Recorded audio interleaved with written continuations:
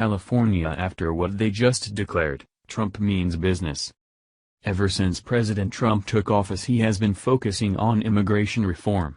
Whether you think it is good or bad, no one can deny that reform is happening. The Trump administration made it clear they are focusing on removing criminal illegal aliens and cracking down on border crossings, which has been evident in the increased numbers of arrests and detainments as well as the increase in federal employees being hired. Now immigration law enforcement officials are going to have more work on their hands now that certain cities are refusing to comply with federal law and making themselves sanctuary cities and states. Now immigration law enforcement officials are going to have more work on their hands seeing that certain cities are refusing to comply with federal law and declaring themselves sanctuary cities and states. The new statewide sanctuary law that protects illegal aliens in California has led the director of the nation's immigration enforcement to announce the agency will have no choice but to continue doing workplace and neighborhood immigration raids. ICE Acting Director Tom Homan noted that Governor Jerry Brown's actions have placed Californians in danger and has undermined public safety. Furthermore, his actions have stopped Immigration and Customs Enforcement from conducting their federally mandated mission. In a statement released on their website, Homan stated the following. Governor Jerry Brown's decision to sign SB 54 and make California a sanctuary state for illegal aliens, including those who have committed crimes, will undermine public safety and hinder ICE from performing its federally mandated mission. The governor is simply wrong when he claims otherwise. SB 54 will negatively impact ICE operations in California by nearly eliminating all cooperation and communication with our law enforcement partners in the state, voiding the delegated authority that the Orange County Sheriff's Office has under the 287 grams program, and prohibiting local law enforcement from contracting with the federal government to house detainees. ICE will have no choice but to conduct at-large arrests in local neighborhoods and at work sites, which will inevitably result in additional collateral arrests, instead of focusing on arrests at jails and prisons where transfers are safer for ICE officers and the community. ICE will also likely have to detain individuals arrested in California in detention facilities outside of the state, far from any family they may have in California.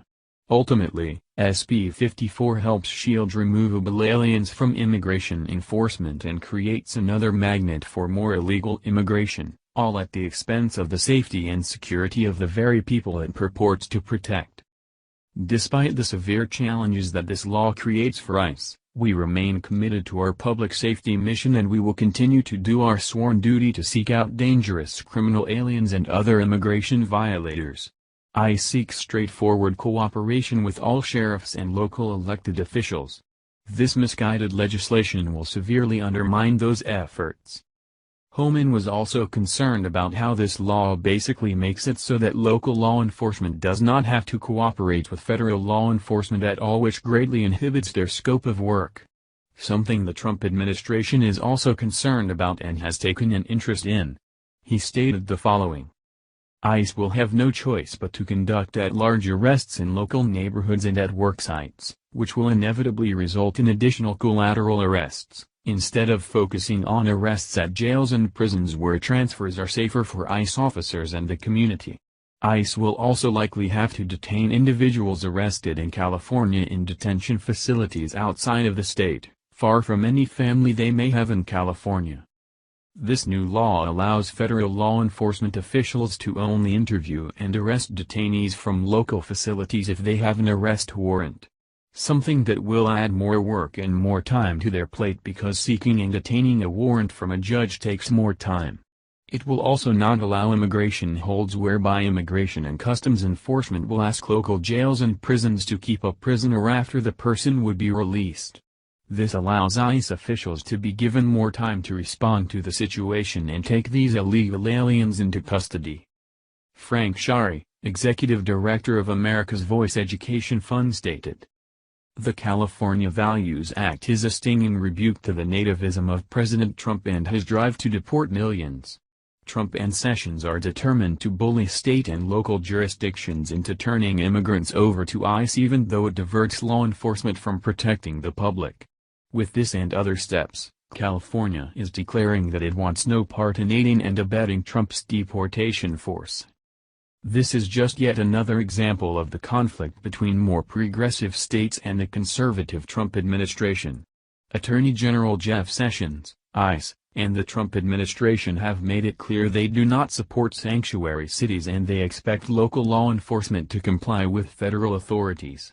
Whereas local liberal authorities have refused to do so, feeling that these legal regulations are a form of ethnic discrimination against people who came to the United States for being persecuted. This war will not end anytime soon because neither side is willing to negotiate or give in a little. Thank you for watching this video. What do you think about this? Share this on Facebook and Twitter along with your comments.